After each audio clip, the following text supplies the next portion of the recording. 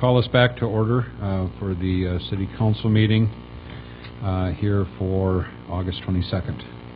And so we're taking just a quick recess, and now we will go back. And as we talked about earlier in the meeting, that we're going to be a little bit scattered on our agenda. And so we're now going to actually jump to item J2. And this particular item is a resolution where we are being asked as a city to join a national Moments of Remembrance for the 10th anniversary of September 11th. And so the U.S. Senate had passed a resolution on July 22nd which established a national moment of remembrance on September 11th, 2011 at 1 p.m. Eastern Daylight Time, which is intended to memorialize the September 11th attacks. And so we have a rather lengthy resolution, which I believe is fairly self-explanatory. And so I will do my best to read through it, and once we get through it, then the council can have any questions or comments that they would wish to add or ask having to do with it. And so this is the resolution. The City of Maplewood joining the National Moment of Remembrance of the 10th anniversary of September 11th.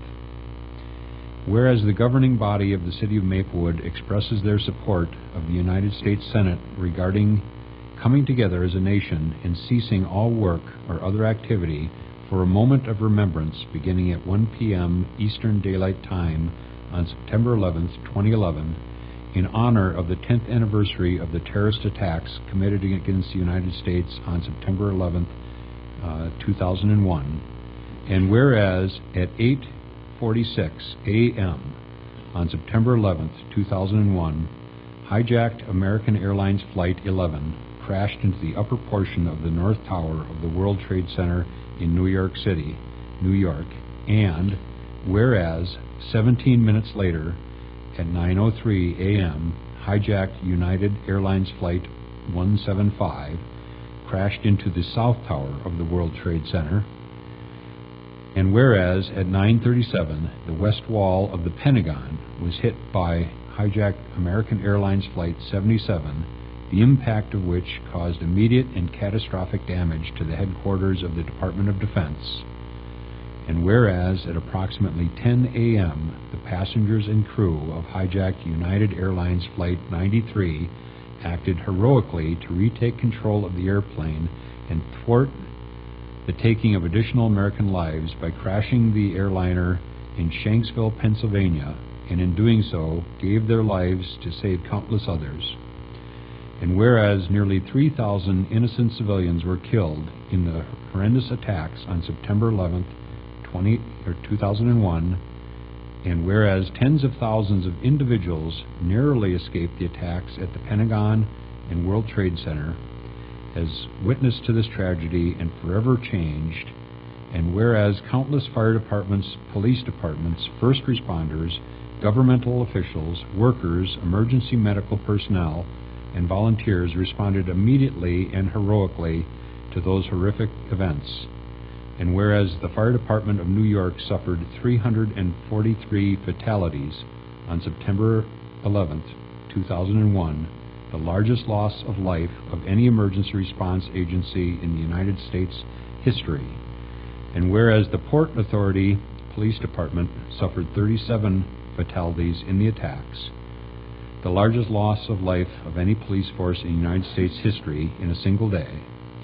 and whereas the New York Police Department suffered 23 fatalities as a result of the terrorist attacks, and whereas the impact of that day on public health continues through 2011, as nearly 90,000 people are at risk or suffering from negative health effects as a result of the events of September 11th, 2001, including 14,000 workers and 2,400 community residents who are sick, and tens of thousands of others whose health is being monitored.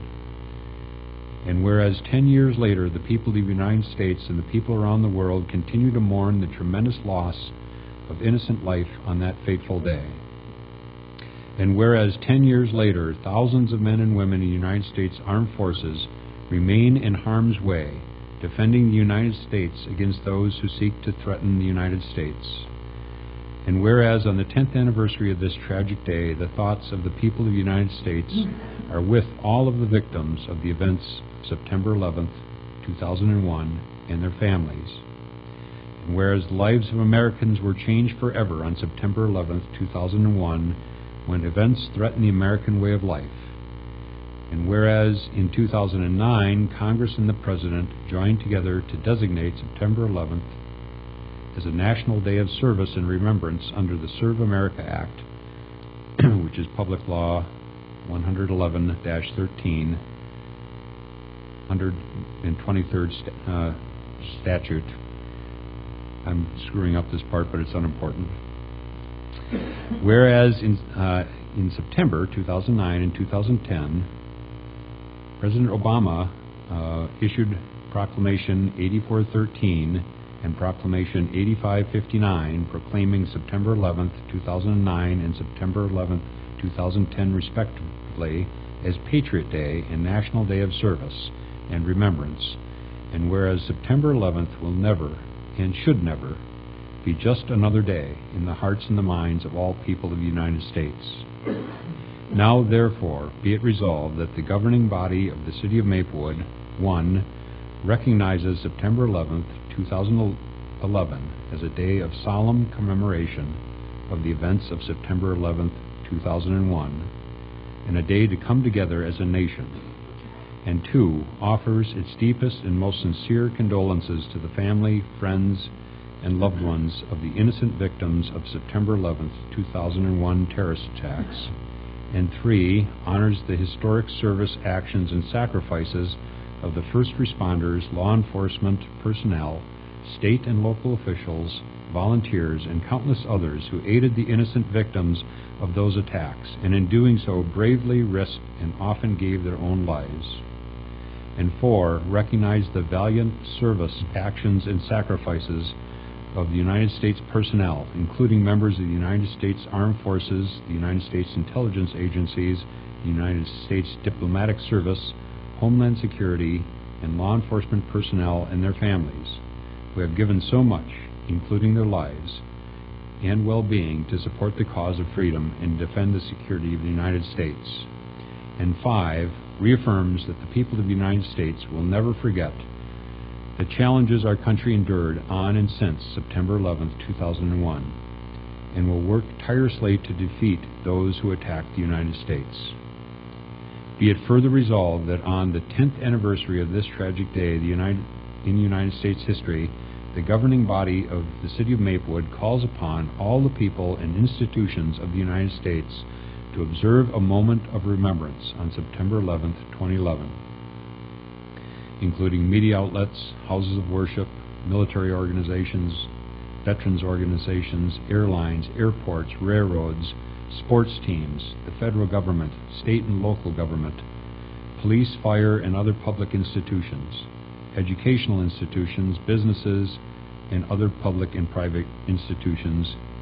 And be it further resolved that the governing body of the City of Maplewood encourages the observance of a moment of remembrance to last for 1 minute, beginning at 1 p.m. Eastern Daylight Time, to the maximum extent practicable, ceasing all work or other activity, and making the moment in an appropriate manner, including the ringing of bells, blowing whistles, or sounding sirens. That is the resolution that's before us, which I thought would be appropriate that we look at and act on first, as we then move forward to a little bit more local take on the sacrifices that have been brought on by September 11th.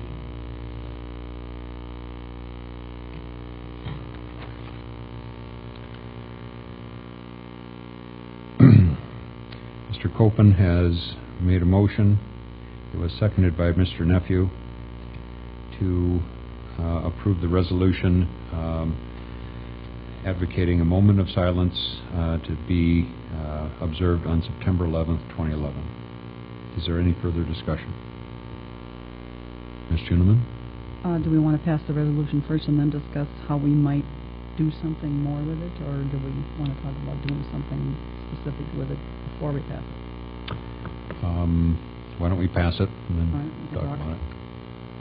Any other comments, questions? All in favor say aye. Aye. Aye. Passes ayes all. Ms. Juniman, do you have some thoughts about different things we could do?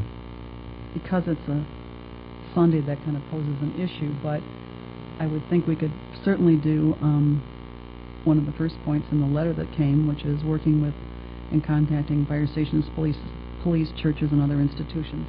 We could certainly put out some kind of a notice to our fire stations and our police department here, and probably the churches, to, at that moment, sound the sirens and or the bells at the churches. I see no reason why we wouldn't if we're adopting this resolution. And then it says hosting an event, but I was contemplating something a little less overwhelming.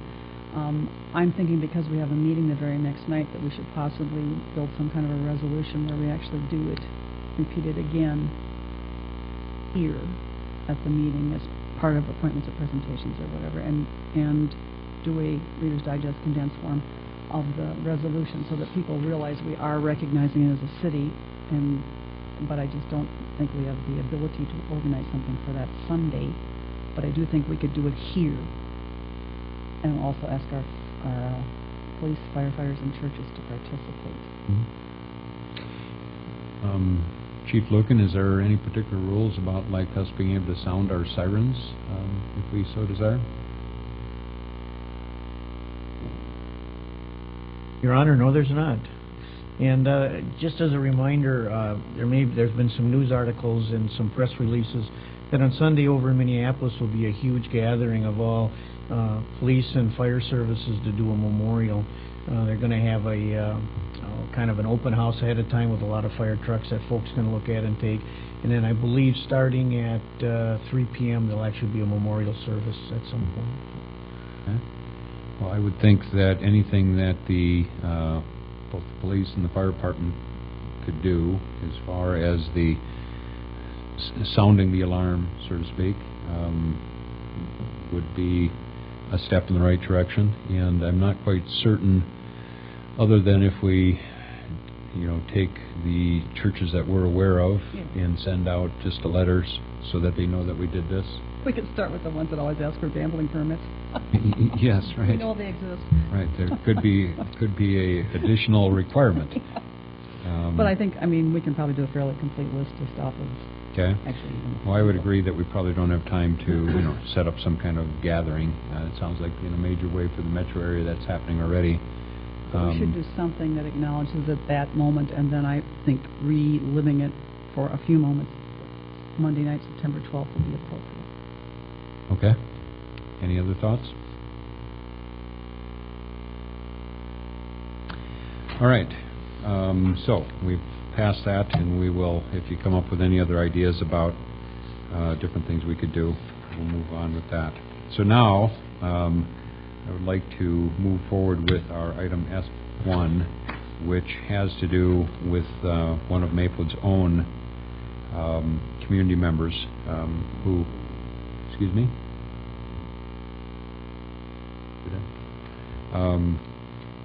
who took to heart what happened on September 11th and made a commitment to serve our country and to protect our country, has carried that commitment to its extreme in sacrificing his life.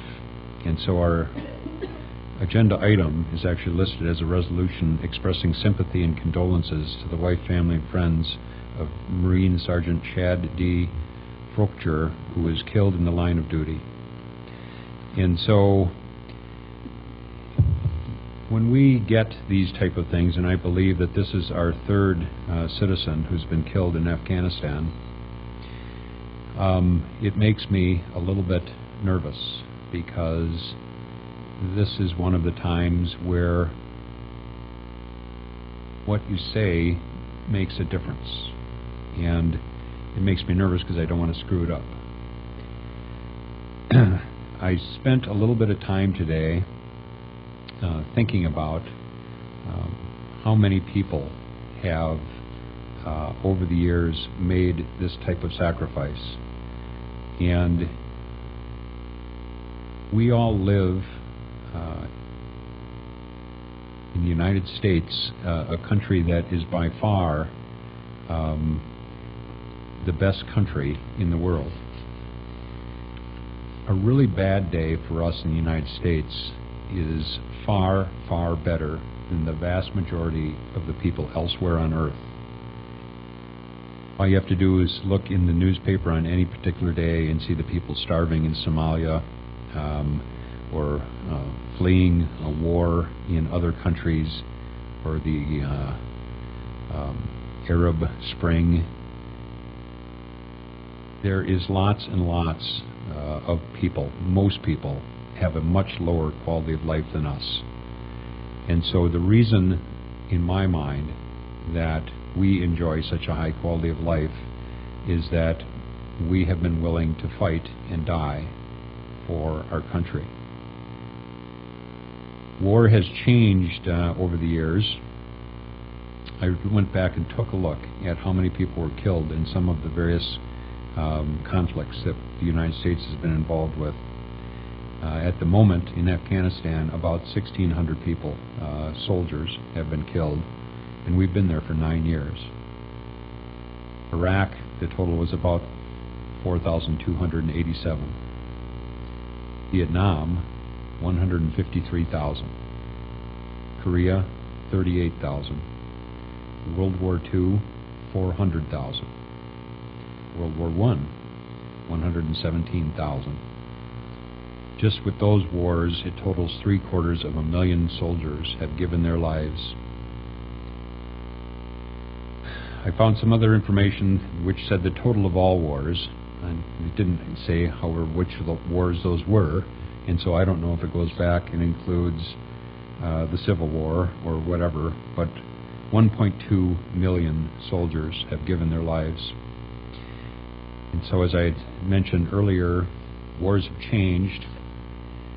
The weapons that we use are more select in who they kill, at least in they're not killing masses of people necessarily at one time. Our enemies are now difficult to discern from the people who just live in the country. And so it's much more confined, which is reflected by the numbers of people killed in recent wars versus the world wars. It, however, does not make it any easier for any family who loses a member of their family in war. Nor does it make it easy for a community. It doesn't make any difference whether a community loses 100 people or just one. Each loss is felt because they are members of the community. On June 30th, 2011, Sergeant Chad D. Proctor gave his life for our country. He was 27 years old.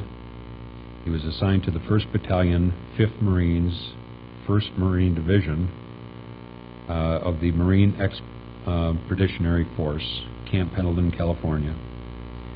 He was in Helmand Province, Afghanistan, conducting combat operations, and he stepped on an improvised explosive device while on patrol. In a newspaper article that was published shortly thereafter, his father, Brian, who's with us tonight, mentioned that his son was motivated to join this service because of the events of September 11th, 2001. Chad was married to Leslie, I believe it's Janicek, and Leslie is pregnant and expecting their child next month. There is really nothing that as individuals or a city we can say that will make any difference, other than to let you know that we recognize the sacrifice that you have made. and want to make sure that we acknowledge that. Along with the other things that have occurred, the lowering of the state flag to half-mast. There was a benefit at Bleachers, which they sent the city, by the way, a thank you note for allowing us allowing them to have the benefit, and how well that went. So we have a resolution that I would ask the City Council to approve. Mr. Copen has made a motion to approve the resolution. Is there a second? Ms. Juneman has seconded it.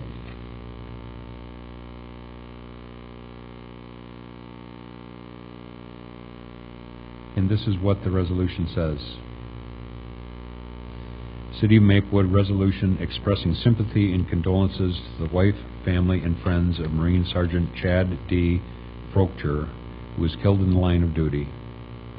Whereas the City of Maplewood recognizes and appreciates all the branches of the military who are placed in harm's way, protecting and serving our great country. And whereas Marine Sergeant Chad D. Proctor from the City of Maplewood served in the Marines as a sergeant assigned to the 1st Battalion, 5th Marine Division Exploratory Forces, and died in the line of duty June 30th, 2011, in Helmand Province, Afghanistan, while conducting combat operations. And whereas Marine Sergeant Proctor was motivated to join the armed services after the terrorist attacks on the United States on September 11th, 2001, and whereas Marine Sergeant Proctor is married to Leslie Janicek, who is expecting their first child. Now, therefore, be it resolved that the Mayor and the Maplewood City Council wish to express, both personally and on behalf of our city, our employees and our residents, our sincere and deepest sympathy and condolences to Marine Sergeant Chad Proctor's family, friends, co-military family for his supreme sacrifice that was gave on behalf of his country. Signed by me, Mayor Will Rossbach. I would ask for a vote on this. All in favor say aye. Aye. It's ayes all. You guys come up to the podium.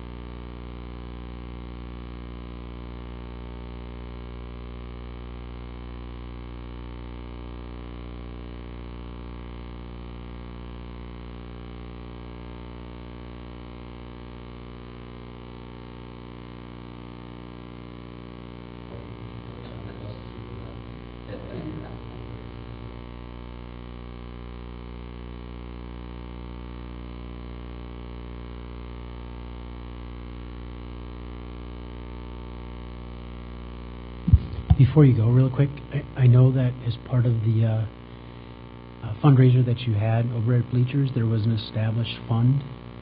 Can you just, does that fund still open? Can people still make contributions to that? Would you just tell us a little bit about that before you go, so that if those that are out there, and certainly for a matter of the public record, that information be included into the minutes?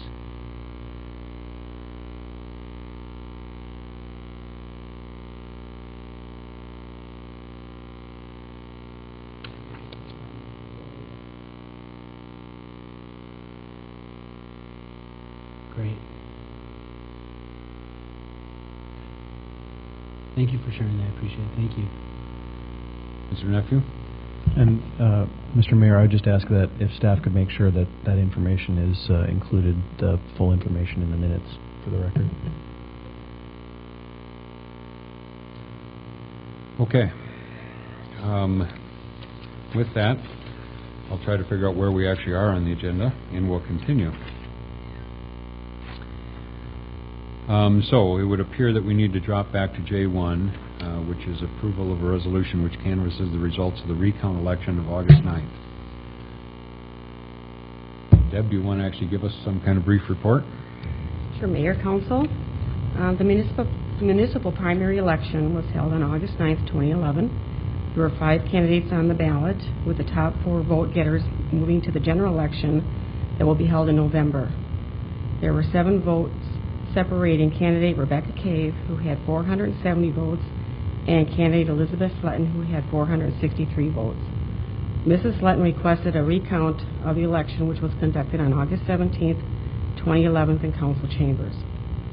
At the recount, the top vote getters at the August 9th, 2011 municipal primary election, Robert Cardinal, Rebecca Cave, Marvin Copen, and John Nephew, will move to the general election ballot. It is requested that the City Council, acting as the canvassing board, approve the following resolution. Resolution Canvass of Election. Resolved that the City Council of Maplewood, Ramsey County, Minnesota, acting as a canvassing board on August 22nd, 2011, hereby declares the following results from the August 17th, 2011 municipal primary election recount. Councilmember Rebecca Cave, 472. Elizabeth Sutton, 463. The recommendation approve the above resolution as requested. Mr. Lanis? I would simply move approval of the resolution of in our packet, which is the canvass of the election, as stated in our packet.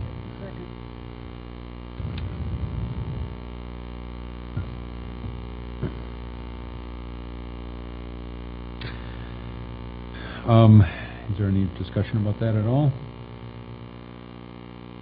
All in favor say aye. Aye. Are there any opposed? It's ayes all. Okay, so just in review to make sure we haven't missed too much of anything. Looks like we got all that and that. So we are down to visitors' presentations. And so I believe that 2 people have signed up. First one of which would be Mr. Zick.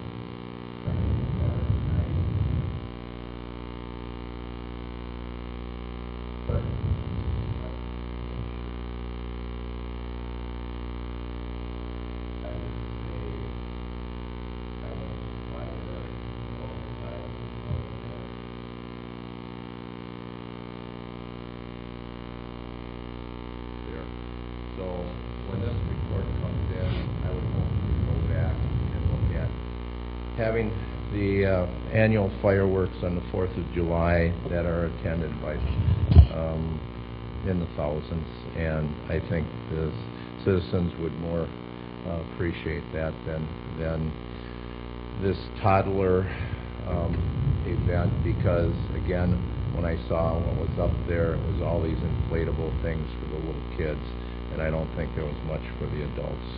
All right. Having said that, of course, then there's a request for proposal for the trash haulers, and I guess the saying or the comment that came from the council here that I guess I'll just ask the question, who is lying here when the statement comes that the city anticipates 50% savings? That is totally fabricated beyond belief. And so I would hope that citizens understand that the snowball is rolling down the hill, and when you talk about the input from the trash haulers, the only input that's not there is the input from the citizens that this is going to happen to. So I think the citizens should have input in this process and not be eliminated. Also, in looking at the campaign signs that are starting to proliferate, a couple of council members are putting up their campaign signs. I see them on public property. I see them on in violation of how close they can be to the curb. I would hope that the city would police that and hold our elected officials that are doing that into account.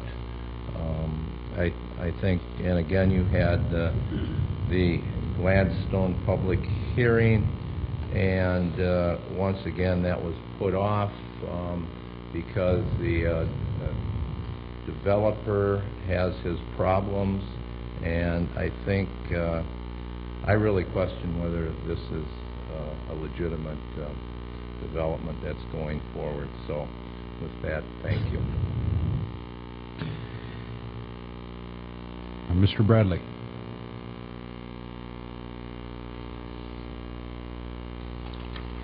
Hello, Mark Bradley, and I'm going to speak on the EDC. I do watch what happens with council and other groups that are here. I think the EDC is a very dynamic group, is really trying to do something here. I wish we would be using them more at this point. There's a couple of questions I'd like to ask that the council look at. First of all, looking at what our development is supposed to be in the city in the future. We have an old city called Gladstone that we should be kind of envisioning where it's going in the future. Seems like it's going to be given a death knell very, very soon. And it's a sad situation because a lot of cities are embracing their history and turning it into a kind of boutique type situation where they actually will be increasing the value of that portion of the city. I think the EDC could look at that and determine if this is one of those options that would really enhance the value of the whole city as a whole by really investigating what's going on with this area, because that's where our lakes are and a lot of our more picturesque part of our city is at this point. It's also some of the older area. Some of the things we could do that would not be outrageous or injurious to the public as a whole, but would actually encourage them to do it.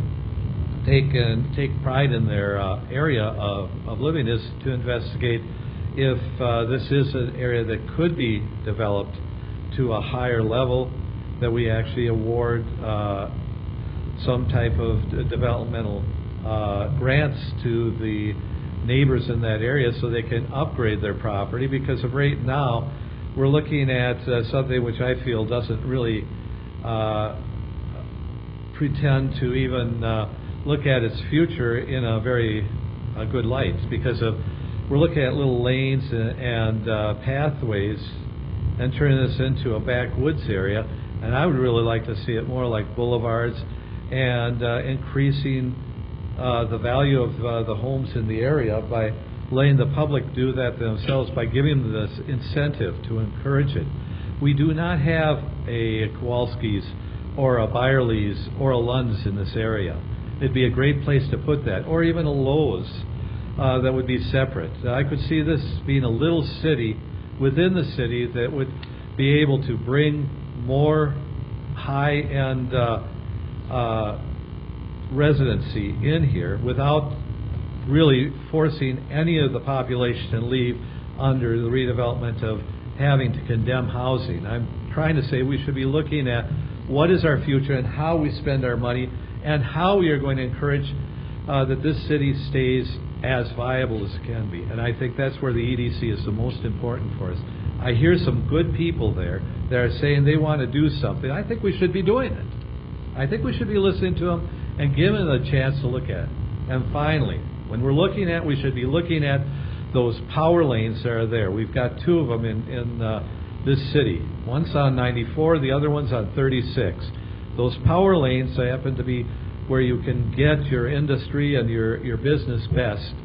You're also looking at how they best affect anybody who's going to be coming through that area, 94 being the most pressing and important of those areas. We should be looking at with the eyes that how much we can influence people to stay in this area and encourage them that this is a great place to invest, and that's a site it should be invested in. Thank you very much. Thank you.